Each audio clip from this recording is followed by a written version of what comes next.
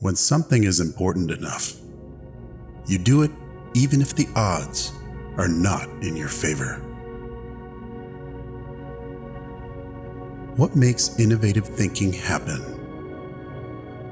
I think it's really a mindset. You have to decide. A company is a group of organized to create product or service, and it is only as good as its people and how excited they are about creating.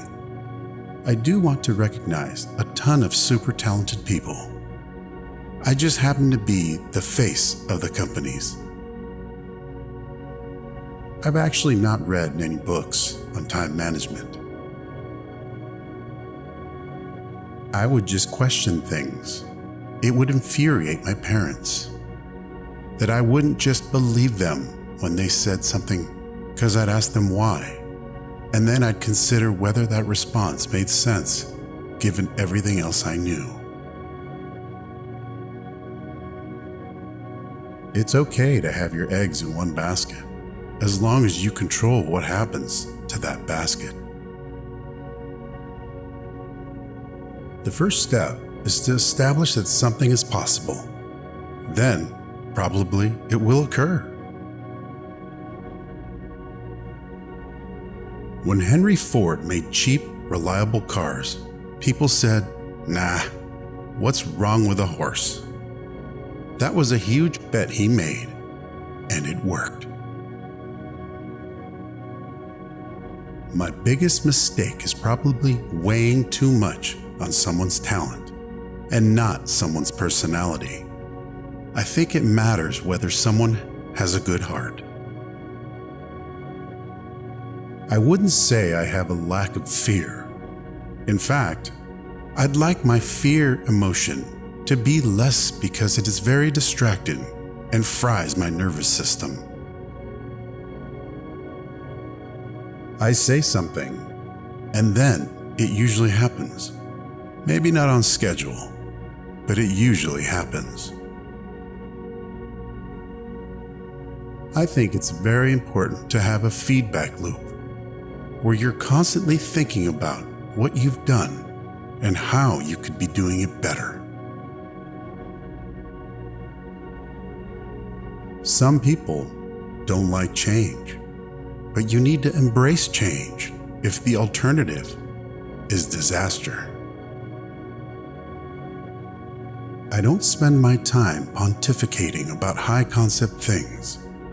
I spend my time solving engineering and manufacturing problems. People should pursue what they are passionate about. That will make them happier than pretty much anything else. As much as possible, avoid hiring MBAs.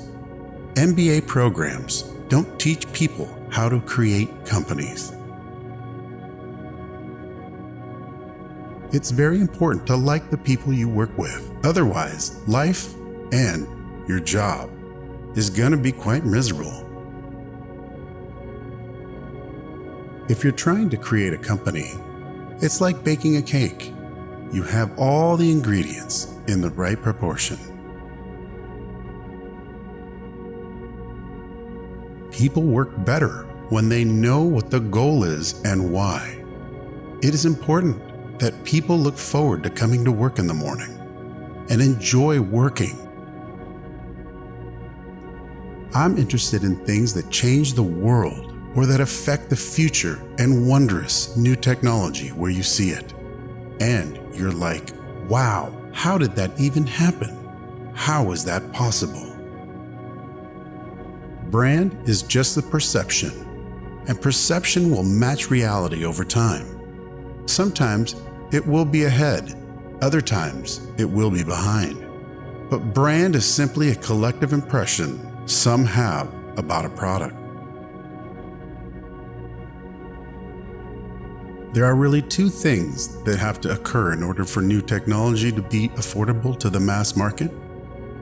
One is you need economies of scale. The other is you need to iterate on the design. You need to go through a few versions When somebody has a breakthrough innovation, it is rarely one little thing. Very rarely is it one little thing. It's usually a whole bunch of things that collectively amount to a huge innovation.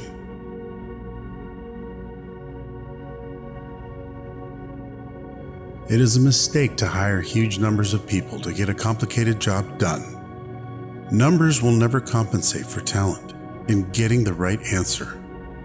Two people who don't know something are no better than one. Will tend to slow down progress and will make the task incredibly expensive.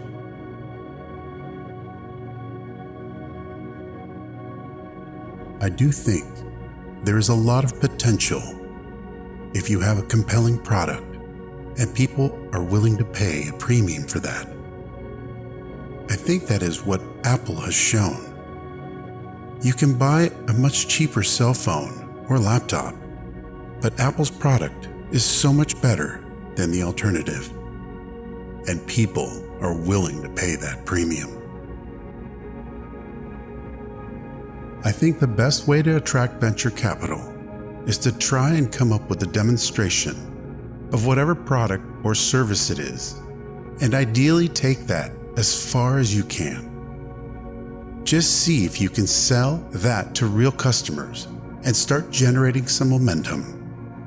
The further along you get with that, the more likely you are to get funding. I don't believe in process. In fact, when I interview a potential employee and he or she says that it's all about the process, I see that as a bad sign. The problem is that a lot of big companies' process becomes a substitute for thinking. You're encouraged to behave like a little gear in a complex machine. Frankly, it allows you to keep people who aren't that smart, who aren't that creative.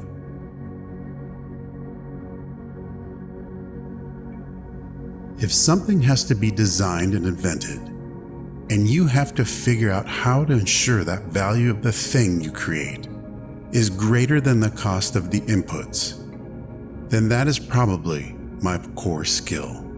I always have optimism, but I'm realistic. It was not with the expectation of great success that I started Tesla or SpaceX. It's just that I thought they were important enough to do anyway.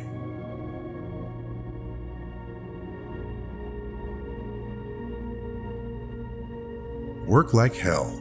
I mean, you just have to put in 80 to 100 hours every week. This improves the odds of success.